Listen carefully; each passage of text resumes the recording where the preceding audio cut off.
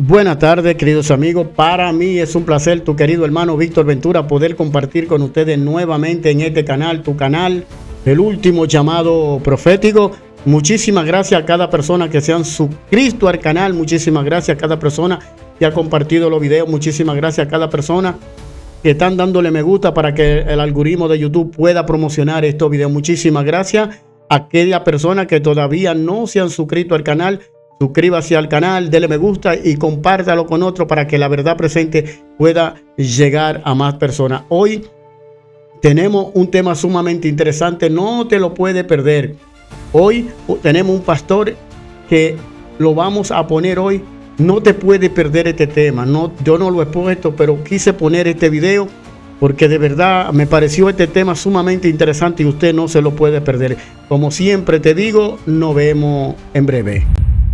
Gran final, último llamado profético, denunciando a Babilonia y anunciando el mensaje de los tres ángeles.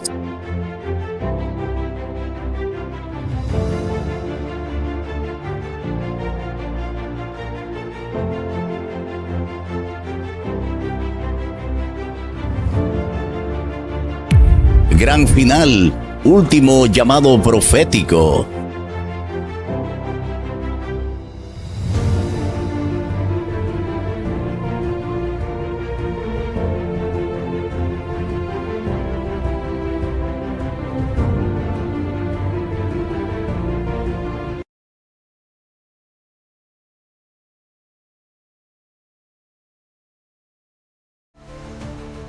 Por acá estamos, queridos amigos. Vamos a tomar una actitud de reverencia cada vez que nosotros vamos a hacer cualquier contenido, cualquier prédica. Nosotros lo primero que hacemos es hablar con el Dios del cielo. Con la mayor reverencia como usted pueda, vamos a pedir a Dios que esté con nosotros hoy en este lugar. Vamos a orar. Eterno Dios y Padre, muchísimas gracias. Señor, hoy pedimos que tu Santo Espíritu esté con nosotros, que usted pueda perdonar mi pecado, Señor. Que usted pueda perdonarnos. Y ahora el tema que vamos a poner y a presentar, Señor, que sea para la gloria y honra suya. Que nuestros ojos, Señor, sean abiertos. Señor, hay muchas personas que no creen que usted vino, Señor, hecho hombre, hecho carne. Te pido por ello que se puedan volver a ti, que puedan ver la realidad, Señor. Hay personas que no creen en la teología de la nueva generación. Hay personas que piensan que vamos a vivir pecando hasta que usted venga. Te pido, Señor, que los perdone. Para escuchar este tema, Señor, pueda abrirnos los ojos y que pueda abrirle los ojos a muchas personas. Que puedan ver en realidad, Señor, que nos queda poco tiempo y que si vivimos con pecado nos vamos a perder. Ten misericordia de nosotros, Señor, y esto no es para nosotros agrandar, no es para glorificar tu nombre. Bendice a cada suscriptor, bendice a cada persona que se va a suscribir al canal, aquellos que van a ver este video, bendícelo de antemano, Señor. Muchísimas gracias. Te lo pedimos en el dulce nombre de nuestro Dios y Salvador, el Señor Jesucristo. Amén. Amén. Queridos amigos, vamos sin más preámbulo a ver este pastor. No, de verdad que yo sé que te va a gustar este tema, el pastor Denny Preibel. Así que el pastor Denny Preibel va a estar con nosotros. Así que vamos a escuchar lo que dice el pastor. Padre Celestial, por una hora más, por favor, guíanos. Ayúdanos a entender tu voluntad, especialmente mientras tratamos algunos temas muy delicados en este momento. En el nombre de Jesús, amén. Anoche prometí que abordaría asuntos que realmente no puedo tratar en muchas iglesias, pero creo que aquí, en esta iglesia, sí puedo hacerlo. Voy a comenzar diciendo que el año pasado ocurrió algo que no he visto en los más de 30 años que llevo realizando este trabajo para Amazing Facts. Como aquellos que han escuchado pacientemente mis mensajes a lo largo de los años saben, mis mensajes se enfocan principalmente en dos temas. Número 1, nuestro mensaje. El Evangelio eterno, la justicia por la fe, el mensaje de 1888, cómo funciona la salvación, contrastando el falso evangelio con el verdadero evangelio. Número 2, nuestra misión. ¿Por qué existimos como la Iglesia Adventista del Séptimo Día? ¿Para qué Cristo llamó a esta iglesia a la existencia? El gran conflicto, las preguntas que aún deben resolverse antes de que Jesús pueda regresar, la vindicación de Dios, su carácter y su gobierno, la preparación para el sellamiento y el cierre del tiempo de gracia. Así que esos son mis dos enfoques principales, nuestro mensaje y nuestra misión. Y ambos enfoques de los que hablo han sido considerados controversiales. Se les ha llamado divisivos. No puedo hablar en ciertos lugares debido a mi énfasis en estos temas. Ahora bien, eso no es nada nuevo. Eso ha estado ocurriendo durante 30 años. Pero el año pasado no fue solo un silencioso, bueno, creemos que ya no estamos de acuerdo. El año pasado hubo un ataque frontal contra todo lo que yo y otros hemos estado enseñando sobre la preparación para el tiempo del fin. Lo veo como una guerra total para destruir este mensaje y esta misión de una vez por todas y erradicarlo de la Iglesia Adventista del Séptimo Día. Como mencioné anoche, el año pasado salieron 4 libros, 3 de la Universidad de Andrews, del seminario, y 1 de la Unión del Pacífico. Este se titula El carácter de Dios y la última generación, escrito por 12 académicos de la Universidad de Andrews. Este otro es de George Knight, Eventos del tiempo del fin y la última generación. Hay otros 2 que no tengo conmigo hoy. Uno se titula Salvación, contornos de la soteriología adventista. Palabras largas y complejas, pero significa simplemente salvación. ¿Cómo funciona la salvación? Y el otro tiene un título muy interesante. Este proviene de la Unión del Pacífico, publicado por OAC en Akron Publishing Press. Se llama Con toda humildad, diciendo no a la teología de la última generación. Así que esos son los 4 libros que salieron de manera simultánea. Eso es lo que los hace únicos. Normalmente los libros se publican en distintos momentos, pero todos estos parecieron salir al mismo tiempo. Y si se fijan, todos ellos hablan sobre la última generación. Todos incluyen ese término en sus títulos. El término teología de la última generación ha surgido relativamente hace poco, en los últimos 15 o 20 años, para referirse al mensaje y la misión de la Iglesia Adventista del Séptimo Día. Algunos pastores han enviado este libro a todos los ministros de sus conferencias. Así de importante lo consideran. Voy a leerles una breve recomendación de este libro publicada en la revista Ministry en diciembre del 2018 por un profesor de predicación y estudios adventistas de la Universidad Adventista del Sur. Esto es lo que dijo. Los autores han proporcionado una sólida alternativa bíblica a la teología de la última generación, que no solo es intelectualmente satisfactoria, sino que también espiritualmente edificante. El libro en su conjunto es una contribución significativa al pensamiento cristiano sobre el tiempo del fin y una corrección importante a los malentendidos acerca de la vindicación del carácter de Dios. Los predicadores encontrarán en él muchas ideas para series de sermones bíblicos. El carácter de Dios y la última generación es una obra trascendental que inspirará a una nueva generación de adventistas a dar gloria a Dios y a proclamar con esperanza y certeza el pronto regreso de Jesús. Una recomendación bastante elogiosa. Ahora el asunto ¿es eso cierto o no? Voy a sugerir que es necesario conocer lo que se dice en estos libros, y solo voy a abordar uno de ellos, el carácter de Dios y la última generación. He encontrado 2 cosas en estos libros. Número 1, falsas representaciones de lo que realmente enseña la teología de la última generación. Simplemente están tergiversando nuestras enseñanzas. Y número 2, declaraciones muy claras que apoyan un evangelio falso, proveniente de nuestros amigos evangélicos que guardan el domingo. Esas son las 2 cosas que he encontrado en estos libros. Así que lo que voy a hacer es analizar este libro con ustedes. Necesitan escuchar por ustedes mismos lo que se dice. No voy a leer todo el libro, no se preocupen, pero voy a compartir algunas cosas que necesitan saber sobre lo que se dice en estos libros. Voy a comenzar desde el primer capítulo de este libro. La teología de la última generación promueve el perfeccionismo, que sostiene que los seres humanos pueden llegar a ser absolutamente sin pecado. Esto tiende a poner el énfasis en las obras humanas y sugiere que alguien podía alcanzar un punto en el que ya no necesita la justicia imputada de Cristo. Algunos enfatizan la obediencia externa y se enfocan en abstenerse de cometer pecados mediante el mero ejercicio disciplinario de la voluntad. Ya no necesitan la obra de Cristo en su favor. Bueno, amigos, así es como comienza. La teología de la última generación no enfatiza las obras humanas, enfatiza la entrega humana. Eso es de lo que realmente se trata. Y nunca estaremos más allá de la necesidad de la justicia de Cristo. Nunca, hasta la segunda venida de Cristo. Y la fuerza de voluntad nunca vencerá el pecado. Estoy hablando de tergiversaciones, declaraciones que no son ciertas en absoluto. Bien, sigamos un poco más adelante. Quiero que lo escuchen, hermanos y hermanas.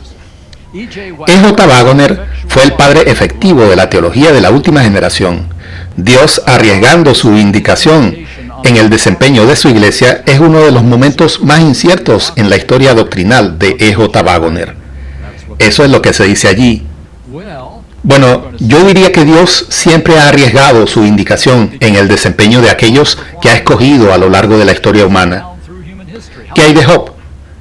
¿No arriesgó algo cuando dijo, ¿has considerado a mi siervo Job? ¿No es eso algo que debemos considerar? ¿Y qué hay de Moisés? ¿Qué hay de Daniel, Juan el Bautista y Pablo? ¿Debería ser diferente con la última generación? No veo que eso sea una objeción válida. Sobre Andreasen dice, su enseñanza contribuyó a la presencia en la iglesia de un fuerte elemento de legalismo involuntario. Al leer estos materiales, siempre encontrarán que M.L. Andreasen es el villano. Siempre es el villano. Es señalado como la fuente del legalismo en la iglesia adventista del séptimo día. Ahora, la realidad es que el legalismo fue un problema importante en la iglesia adventista del séptimo día antes de 1880. Teníamos serios problemas. Ellen White dijo que nuestra predicación era tan seca como las colinas de Gilboa. Éramos un pueblo muy argumentativo y ella dijo que eso tenía que cambiar. Jones y Waggoner hicieron todo lo posible por cambiar esa actitud y esa perspectiva. Lo único que hizo Andreasen fue seguir las enseñanzas de Jones y Waggoner para combatir el legalismo y ahora se le acusa de ser el que lo promueve. Bien, veamos qué más podemos encontrar aquí. Pecado. Volvamos un poco atrás. Edward Heppenstall define el pecado como un estado del ser. El pecado ha sido destronado, pero aún permanece. Dios despierta y desarrolla el deseo de una libertad total del pecado, pero la plena realización de este deseo ocurrirá en la segunda venida de Cristo.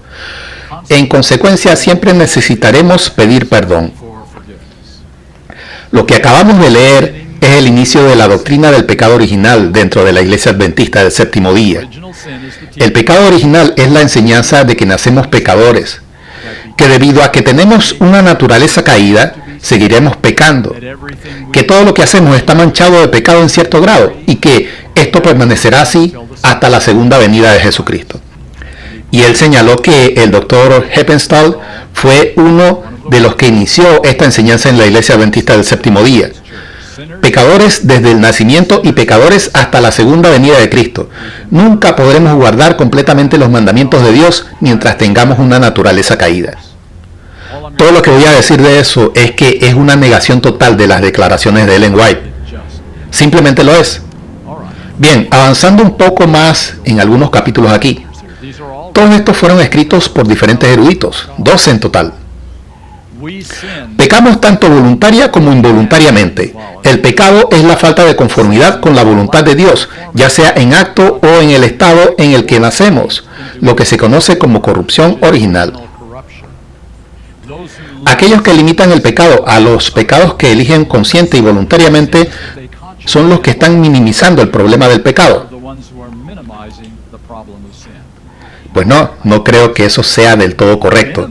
Minimizar el problema del pecado es decir que todo lo que hacemos es pecado. Bueno, entonces, ¿qué cosa no es pecado? Nada.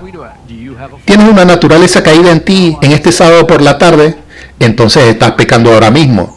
Y si te sientes impulsado a tener pensamientos incorrectos en este momento, bueno, eso simplemente proviene de la naturaleza caída. Y realmente no puedes evitarlo porque naciste así y seguirás siendo así hasta que Jesús venga. Yo digo que eso es minimizar el pecado en lugar de lo contrario. Pecar siempre ha sido una cuestión de elección. ¿No es así? Desde Adán hasta David, hasta Cristo, a lo largo de toda la historia. Bien, avanzando un poco más ahora.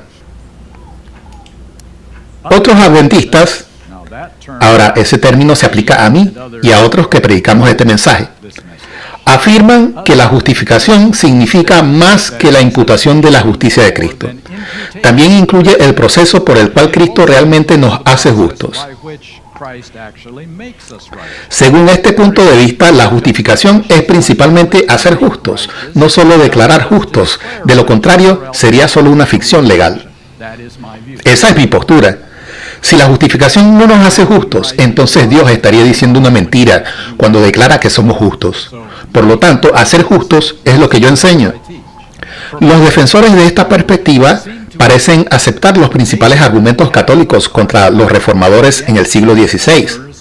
Algunos adventistas sostienen, de nuevo, refiriéndose a mí, que la aceptación por parte de Dios se basa en la justicia infundida de Cristo.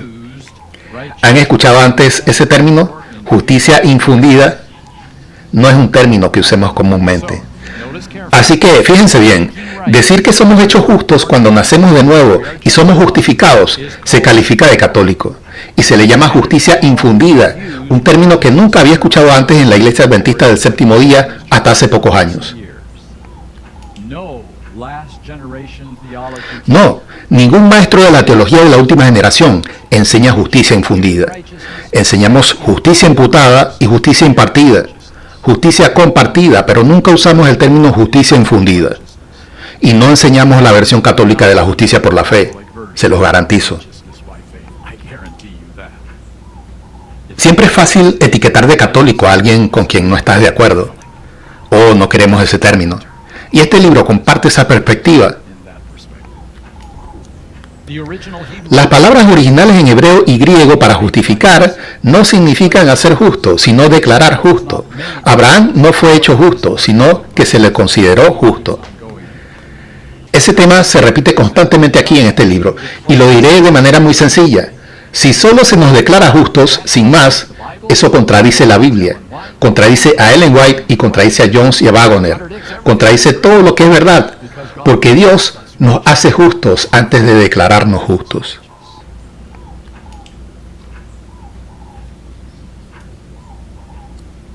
Los verdaderos creyentes, las personas justificadas, siguen siendo pecadores incluso después de la conversión, a través de las obras realizadas en ellos por el Espíritu Santo. Fíjense bien, lo voy a leer de nuevo. Las personas justificadas siguen siendo pecadores incluso después de la conversión, a través de las obras realizadas en ellos por el Espíritu Santo. Así que, según esta visión, la conversión no elimina el pecado, solo elimina la condenación por seguir pecando. Seguiremos pecando mientras estemos justificados al mismo tiempo. Y las obras del Espíritu Santo contribuyen a ese pecado. Esa es una declaración sorprendente. La base de nuestra justificación es siempre lo que Cristo ha hecho por nosotros, fuera de nosotros, no su justicia impartida, lo que Cristo está haciendo en nosotros, lo cual siempre es parcial y siempre queda corto. Quiero que sepan algo aquí. Recuerden, hace 30 años tuve la oportunidad única de ser colega de Desmond Ford en el Pacific Union College. Esas son exactamente las frases que él usaba, con esas mismas palabras, cuando presentaba su versión de la justificación por la fe. Su falso evangelio, amigos, ahora está siendo promovido por respetados eruditos dentro de la Iglesia Adventista del Séptimo Día. Bien, sigamos un poco más. La santificación es siempre una preparación incompleta para el cielo. Nuestra santificación es siempre parcial. Somos al mismo tiempo justos y pecadores hasta nuestra glorificación. Estamos en constante necesidad de justificación debido a nuestro estado pecaminoso. Noten, justificación no por lo que haces, sino por el estado en el que naciste. Eso es por lo que necesitas ser perdonado. Todos los seres humanos son pecadores incluso cuando hacen lo que Dios les ha pedido, porque todos tienen una naturaleza pecaminosa, corrompida y depravada desde su nacimiento, lo que contamina todo. Una declaración bastante dramática, ¿verdad? Amigos, si eso es cierto, entonces Satanás gana el argumento. ¿No es así? ¿Acaso no es eso lo que él ha dicho desde el principio? Que incluso las personas buenas que reciben la gracia de Dios siguen siendo pecadores desobedientes porque tienen una naturaleza dentro de sí, que nunca podemos dejar de pecar mientras vivamos. Es imposible, incluso cuando obedecemos a Dios. Seamos muy específicos. Cuando decides guardar el sábado, debido al hecho de que tienes una naturaleza caída en ti, parte de ti está pecando al guardar el sábado. Cuando devuelves tu diezmo, debido a que tienes esa naturaleza caída, parte de ti está pecando en ese mismo momento. Cuando vences el mal genio en tu vida personal, parte de ti sigue sintiendo el impulso de perder la calma, por lo que estás pecando. Cuando superas la lujuria, parte de ti sigue ahí, atrayéndote y estás pecando. Eso es lo que quiere decir con que necesitas perdón por todo lo que haces, incluyendo tu obediencia a Dios.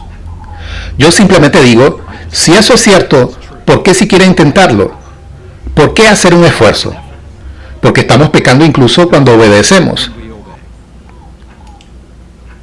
La teología de la última generación afirma la insuficiencia del sacrificio de Cristo. Noten, insuficiencia. Y el valor añadido de la obediencia personal. Dicha obediencia es inconfundiblemente meritoria. En otras palabras, mereces la salvación.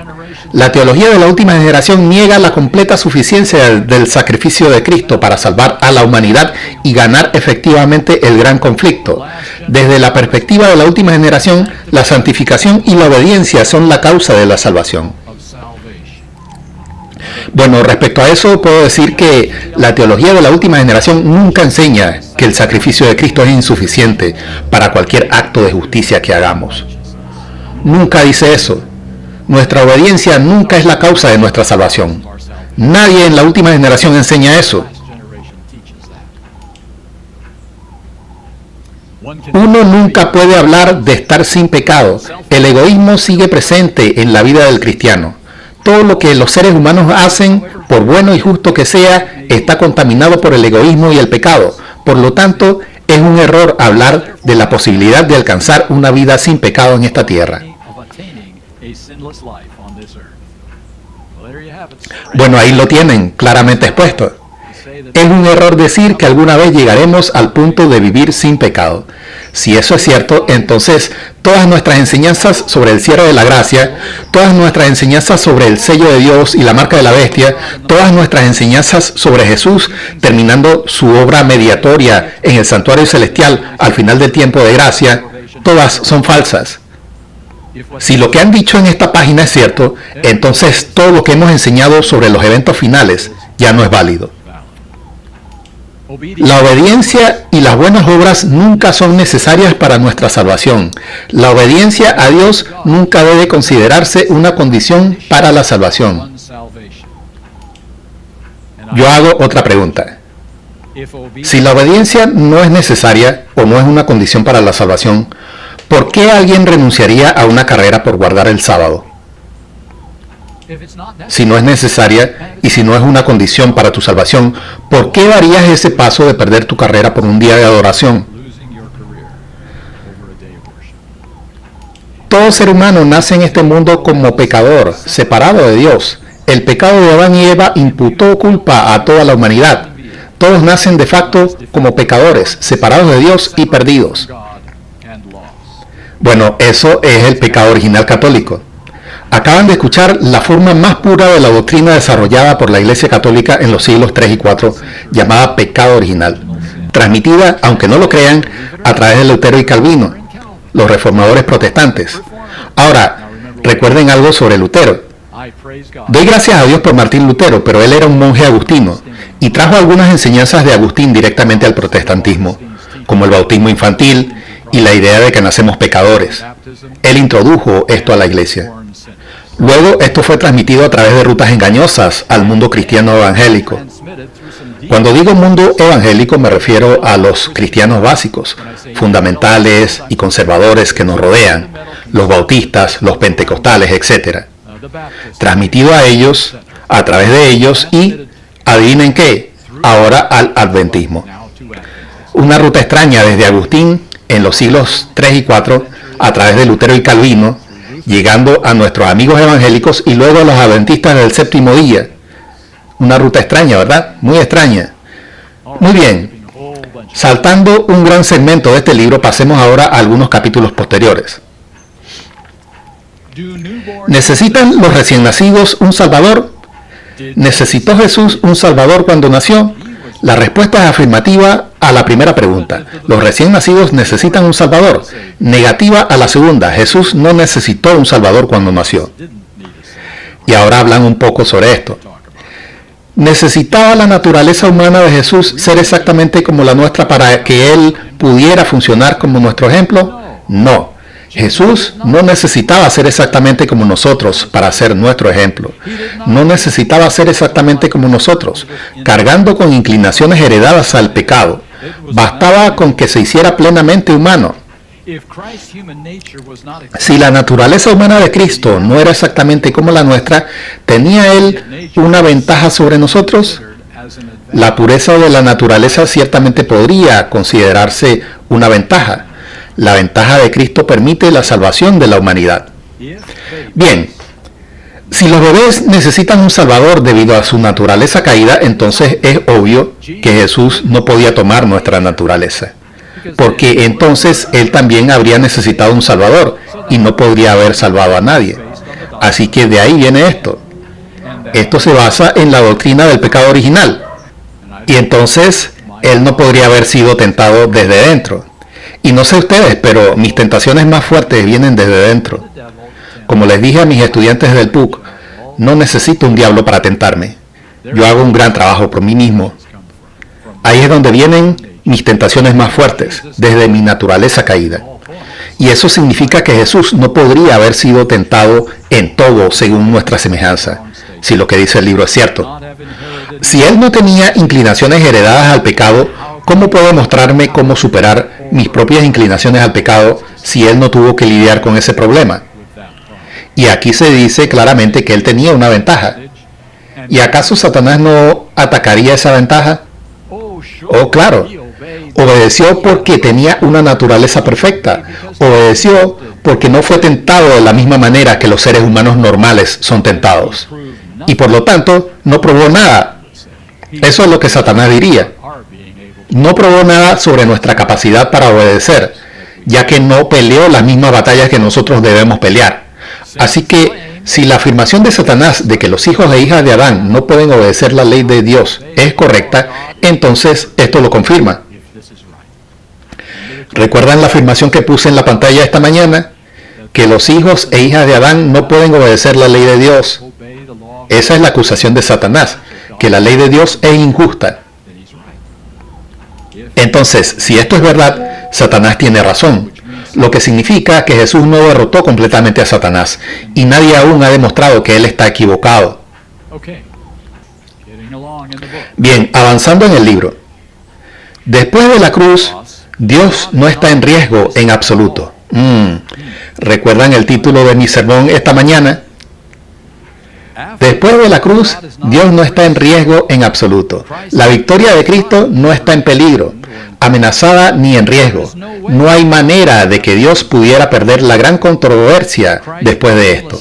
La vida impecable y muerte de Cristo ya proporcionaron la base completa y suficiente para la vindicación del carácter de Dios. La vindicación cósmica de Dios es el resultado exclusivo de la muerte sacrificial de Cristo.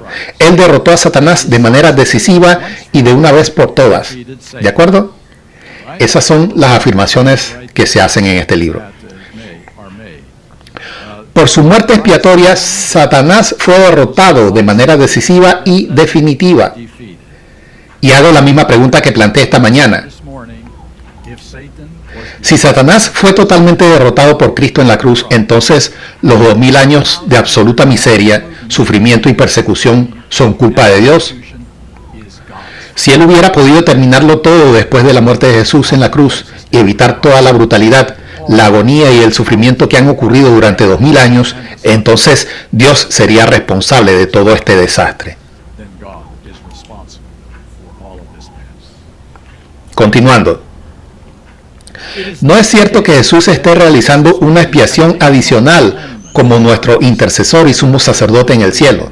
De hecho, Él no está llevando a cabo la expiación final.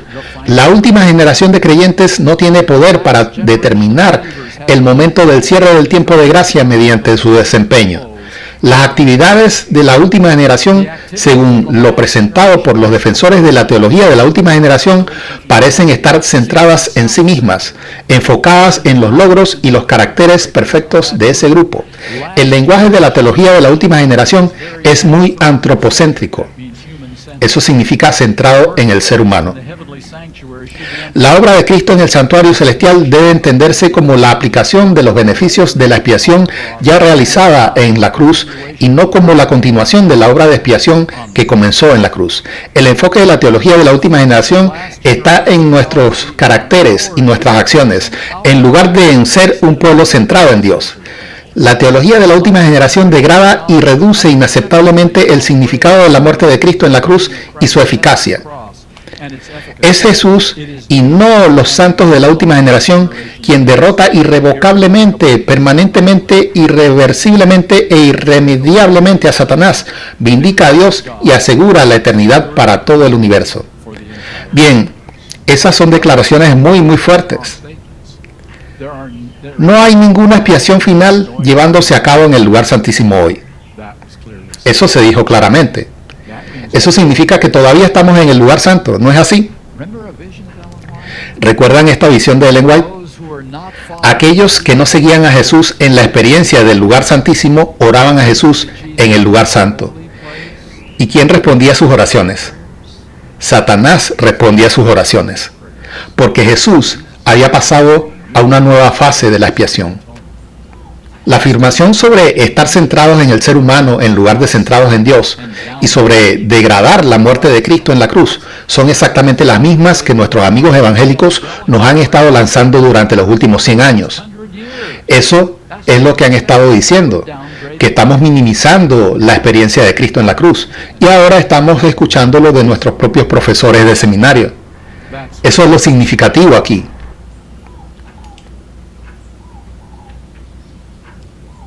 Jesús retrasa su venida porque Dios desea salvar a todos.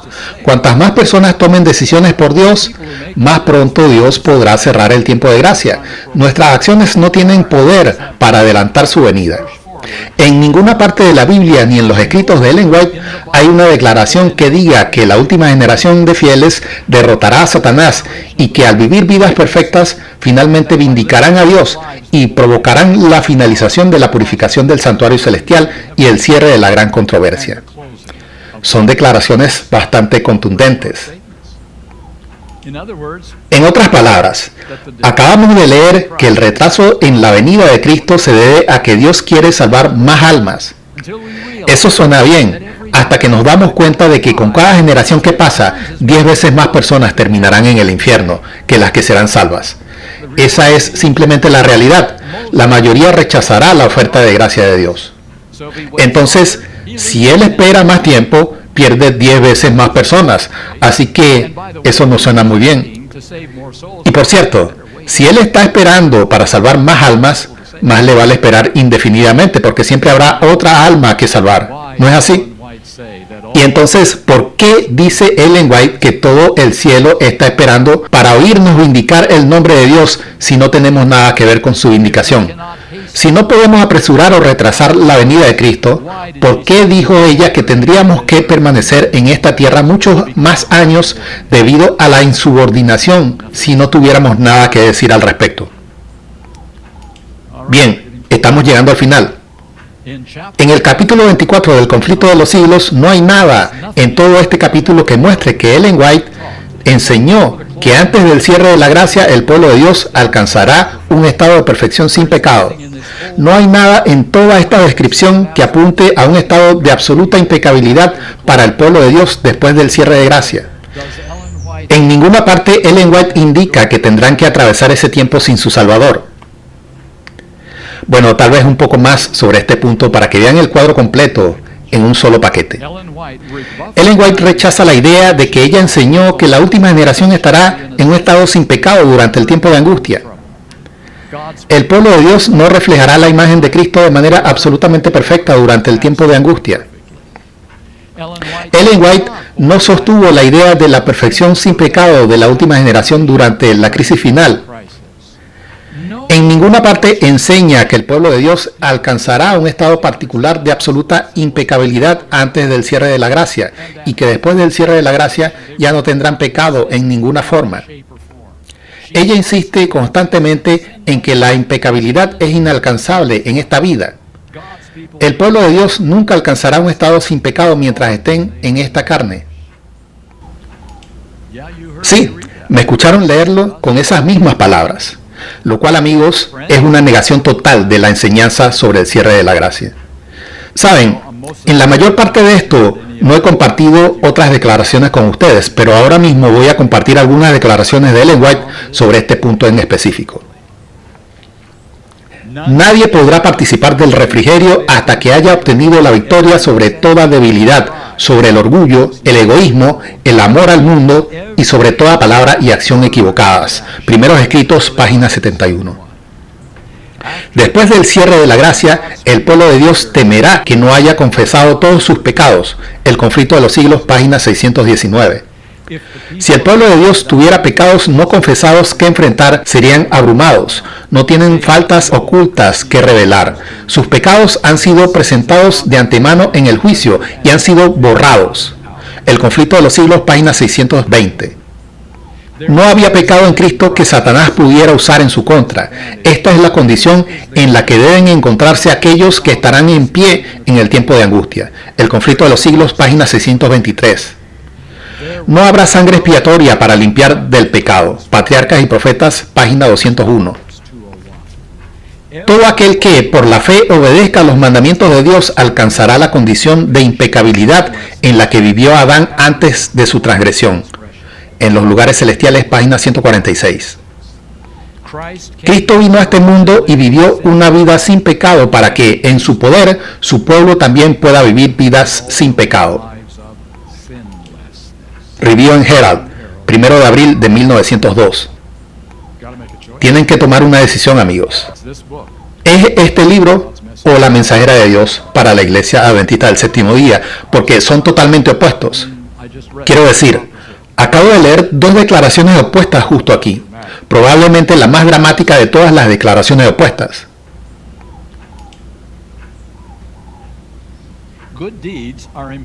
Las buenas obras son importantes para la salvación de otros, pero no para nuestra salvación.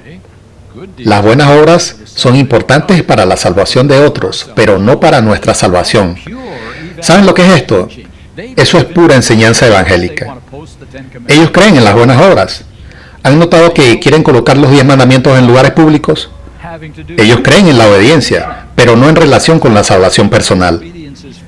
Eso no es para lo que creen que es útil la obediencia. Ellos creen que es útil para el testimonio.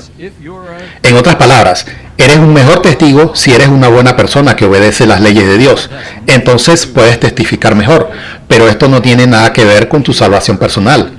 Eso es pura enseñanza evangélica, como lo leemos en esa frase. Las buenas obras son importantes para la salvación de otros, pero no para nuestra salvación. Aquí hay una declaración. Cristo mostró que los hombres y mujeres, por su gracia, también podrían vivir vidas de obediencia perfecta. Esto es necesario para su salvación. Bien, ¿qué creen ustedes? ¿Es necesario o es irrelevante? En el capítulo final, solo queda un capítulo, resumen los 7 puntos que querían destacar en este libro. Permítanme resumirlo brevemente, tal como ellos lo hicieron. Primero, el pecado es haber nacido con una naturaleza caída. Pecas no por lo que eliges, sino por lo que eres. Segundo, la justificación es ser declarado justo únicamente, no hecho justo. Tercero, la santificación nunca se completará, nunca llegaremos a ser completamente sin pecado.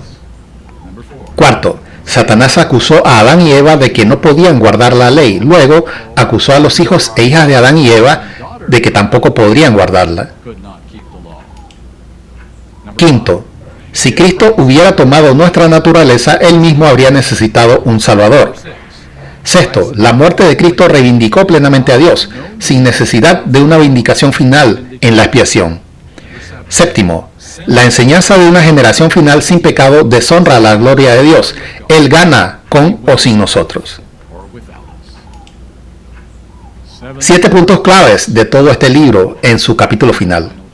Mis amigos, durante los últimos 20 minutos, o el tiempo que haya sido, han estado escuchando a los pies de Desmond Ford. Si Desmond Ford estuviera presentando este mensaje hoy, esto es exactamente lo que estaría enseñando. 100%. Este libro enseña exactamente lo mismo que él enseñó en el Pacific Union College. Y ahora su teología se está impartiendo en los más altos niveles de nuestra erudición adventista, a toda una generación de futuros pastores que se están preparando para ser los pastores de sus iglesias. Este puede ser el desarrollo más peligroso que he visto en los últimos 30 años.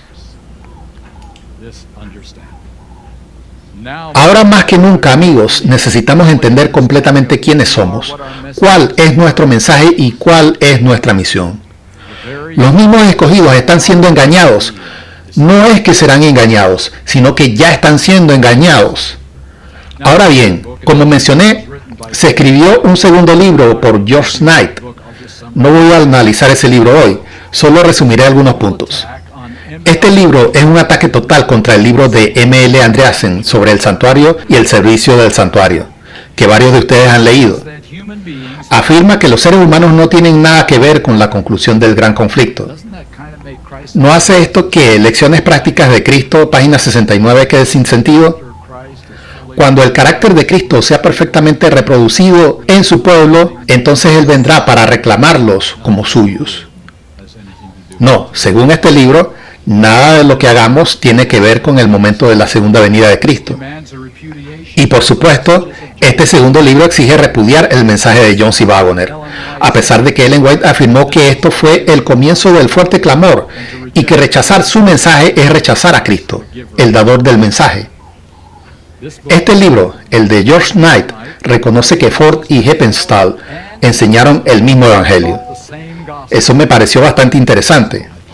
Heppenstall fue uno de mis profesores en el seminario, al igual que Hans Larondel, otro de mis profesores en el seminario. Lo que estamos presenciando en estos libros es muy sencillamente el fruto de semillas que fueron plantadas en la década de 1950. No queríamos ser llamados secta, así que aceptamos dejar de lado algunas de nuestras doctrinas, como la naturaleza de Cristo, o si había una generación final victoriosa sobre todo pecado, para ser aceptados como una iglesia cristiana principal. Esas fueron las semillas.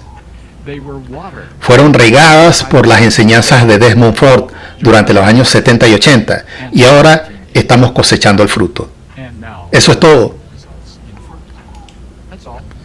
Las semillas plantadas dan fruto. Ese es un principio que nunca cambia. Ahora, como mencioné, hay otro libro de la Conferencia de la Unión del Pacífico escrito por Rynden Brusma. Escuchemos un breve resumen de una página de su enseñanza en este libro. La Biblia no es tan clara en algunos aspectos de la escatología como muchos piensan. Muchas preguntas seguirán sin respuesta. Además, debemos reconocer que los comentarios de Ellen White no siempre son totalmente claros y que en ocasiones pueden incluso parecer algo inconsistentes. Esto no debería preocuparnos excesivamente siempre y cuando tengamos un entendimiento adecuado de su rol como una luz menor. Hay varias cosas cruciales de las que podemos estar absolutamente seguros. Número 1, somos pecadores y permaneceremos pecadores mientras estemos en este mundo. Número 2, la meta de la perfección sin pecado está más allá de nuestro alcance. Sin embargo, tenemos la promesa de que cuando Cristo venga seremos transformados en seres perfectos. Número 3, Desde nuestra perspectiva humana puede parecer que Él ha retrasado su venida, pero Dios ha determinado el tiempo del regreso de su Hijo. Entonces, lo que acabamos de aprender aquí es que la Biblia y Ellen White no son tan claras sobre los eventos del fin del mundo como pensábamos. Permaneceremos pecadores hasta que Jesús venga y no ha habido un verdadero retraso en la segunda venida de Cristo. De eso tratan estos libros. Empiezan a percibir mi frustración y mi desaliento al leer estos materiales de los mejores eruditos de la Iglesia Adventista del Séptimo Día. Solo diré esto ahora mismo. Hay algunos nombres que no aparecen en este libro. Estos son 12 autores. Algunos de mis amigos en el seminario no participaron en la redacción de este libro, y estoy muy agradecido por eso. No estoy rechazando el seminario. Estoy sugiriendo que este es un intento peligroso de destruir una enseñanza fundamental de la Iglesia Adventista del Séptimo Día. Todavía hay buenos maestros en quienes se puede confiar, pero caramba, tienes que buscarlos bien en estos días. Trataré un tema más esta tarde. No tiene nada que ver con la justicia por la fe, ni con la perfección en los últimos tiempos o la teología de la última generación, pero es igualmente peligroso para la supervivencia de la Iglesia Adventista del Séptimo Día. Una rebelión contra 3 decisiones de la Conferencia General en sesión que estamos enfrentando ahora mismo. Un pastor, uno de los pastores de una iglesia cerca de nosotros, llamada la Iglesia de la Universidad de Loma Linda, escribió esto recientemente en el Pacific Union Recorder. Así que aquí estamos, enfrentándonos a la posibilidad de un cisma, separación, todo por una palabra: cumplimiento. ¿Has oído hablar de los documentos de cumplimiento? Debemos hablar en contra de este documento de cumplimiento porque sacrificaría la conciencia individual en el altar del cumplimiento. La noción de la conciencia individual ha sido fundamental en la mente de teólogos, pastores y personas de fe. Lutero dice: no puedo ni quiero retractarme de nada, pues ir en contra de la conciencia no es ni correcto ni seguro. Que Dios me ayude. No podemos apoyar un documento que nos obligue a violar nuestra conciencia. Así que aquí estamos, en un punto muerto, tratando de descubrir qué hacer. Aquí estamos, no podemos hacer otra cosa. Que Dios nos ayude. Bueno, ese es un argumento bastante fuerte de que deberíamos poder hacer exactamente lo que sentimos que queremos hacer, lo cual ignora completamente el hecho de que aquellos que se oponen a las opiniones de este pastor y que votaron en la sesión de la Conferencia General y en el Consejo de Otoño del año pasado también lo hicieron por convicción consciente. No lo hicieron a ciegas. ¿Y saben qué? Cuando personas de conciencia se oponen entre sí, solo hay un remedio que nos queda: llevar el asunto a la máxima autoridad que Dios tiene en la tierra. Y para los adventistas del séptimo día, esa es la Conferencia General en sesión. No la Conferencia General en Washington, D.C. La Conferencia General en sesión sería lo mismo que el Concilio de Jerusalén en Hechos 15. Tuvieron una gran disputa entre hermanos de conciencia, ambos, y la llevaron al Espíritu Santo y a los líderes de la iglesia, y luego la siguieron. Esa es la diferencia hoy en día.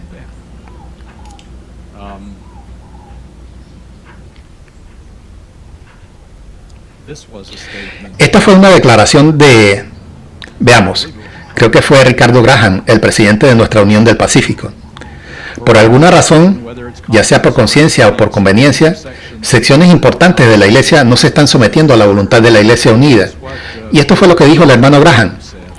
Nuestros oficiales se opusieron de manera unánime al documento antes de la votación en el Consejo Anual y seguirán levantando nuestras voces en oposición a cualquier política que impida la misión de Jesucristo. Aquí está la declaración de la División de Norteamérica sobre la votación del Consejo Anual de la Conferencia General de 2018. Ese es el Consejo Anual del año pasado. Las decisiones tomadas en el Consejo Anual de la Conferencia General de 2018 no tuvieron el resultado para la Iglesia que habíamos anhelado. Los líderes de la División de Norteamérica están discutiendo cómo avanzará la Iglesia en Norteamérica. Y aquí está la declaración que hicieron. Y esto es interesante. En noviembre, la reunión de fin de año de la División de Norteamérica se centró en la preocupación de que la División de Norteamérica no está a la par con las otras divisiones mundiales en el porcentaje del diezmo que va a la División de Norteamérica para el apoyo al trabajo de la Conferencia General. Leí eso y me dije, ¿qué está diciendo realmente eso? ¿Es un intento de usar el diezmo que va de nosotros a la Conferencia General como una especie de palanca para hacer que voten de la manera correcta? Me pregunto. Esto fue lo que dijo el anciano Jackson, Dan Jackson. Determinemos, por la gracia de Dios, que trabajaremos para apoyar a nuestras mujeres. Los hermanos de todo el mundo han dicho, no vamos a retroceder. No vamos a dejar de contratar mujeres pastoras. No vamos a detenernos. Además, continuaremos agitando por la ordenación de las mujeres al ministerio del Evangelio.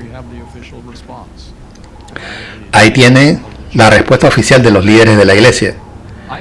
Les he hablado sobre el mayor problema teológico que ha llegado a la iglesia adventista del séptimo día en este libro.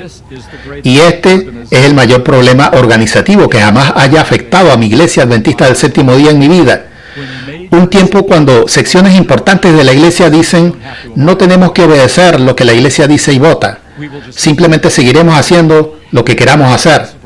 Si se mantiene ese principio, entonces cada sección de la iglesia, norteamericana, europea, australiana, puede elegir las partes de la doctrina y enseñanza adventistas que quieren aceptar y dejar el resto de lado, porque se vuelven no obligatorios. Solo hay directrices, solo hay sugerencias, y eso significa que podríamos tener en nuestras manos lo que le ha sucedido a las grandes iglesias protestantes, iglesias de continentes. Una iglesia norteamericana, una iglesia australiana, una iglesia europea, una iglesia africana, una iglesia sudamericana, cada una haciendo lo que quiere hacer, cada una siguiendo su propia sabiduría, y eso podría destruir a la iglesia adventista del séptimo día. Así de grande es este problema. Ya no seríamos una iglesia mundial enseñando fundamentalmente las mismas enseñanzas. Y así se convierte en el enorme problema que enfrentamos en este momento. Así que tenemos dos grandes problemas. Y voy a decir, hermanos y hermanas, en lugar de señalar con el dedo en acusación y amargura, porque eso solo nos amarga, nunca resuelve el problema, oremos como nunca antes por nuestros líderes en el seminario, por nuestros líderes en la Unión del Pacífico, por nuestros líderes en la División de Norteamérica, para que cambien su camino antes de que sea demasiado tarde. Porque estamos enfrentando la misma rebelión que ocurrió hace 120 años y que impidió que Cristo regresara en esa generación. Es solo que ahora es peor. Es peor ahora de lo que fue en la década de 1890. Es más serio y más evidente. ¿Lo notaron? Ya no es encubierto. Ahora simplemente se dice de forma directa. Nunca habrá una última generación que viva sin pecado hasta que Jesús venga. Ya no se está ocultando nada. Así que esto es lo que comparto con ustedes hoy. No es fácil creer que esto esté sucediendo, pero está sucediendo. Y necesitamos estar ahora tan inmersos en el estudio de la palabra de Dios, tan profundamente comprometidos con los escritos de Ellen White, que nunca seremos movidos. Recuerden el sello de Dios, intelectual y espiritualmente inmovible. No puede ser apartado de la verdad. Dios no va a salvar conferencias, no va a salvar iglesias, va a salvar individuos. Y los 144,000 serán esos individuos que han recibido el sello de Dios. Y luego, como dijo Ellen White, conoceremos la fuerza de Israel. No lo sabemos ahora. Hay demasiada división entre nosotros.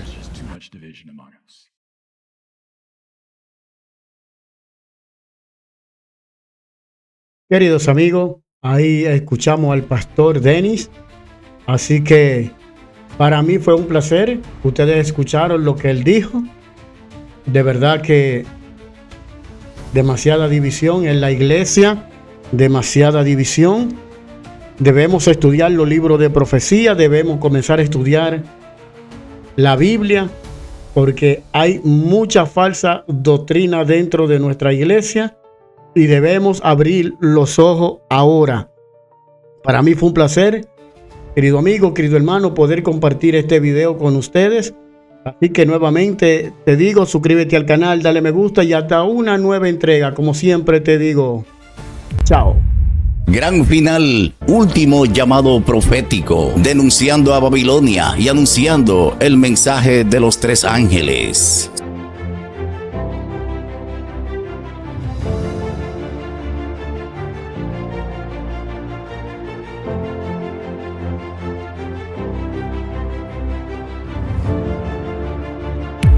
Gran final, último llamado profético,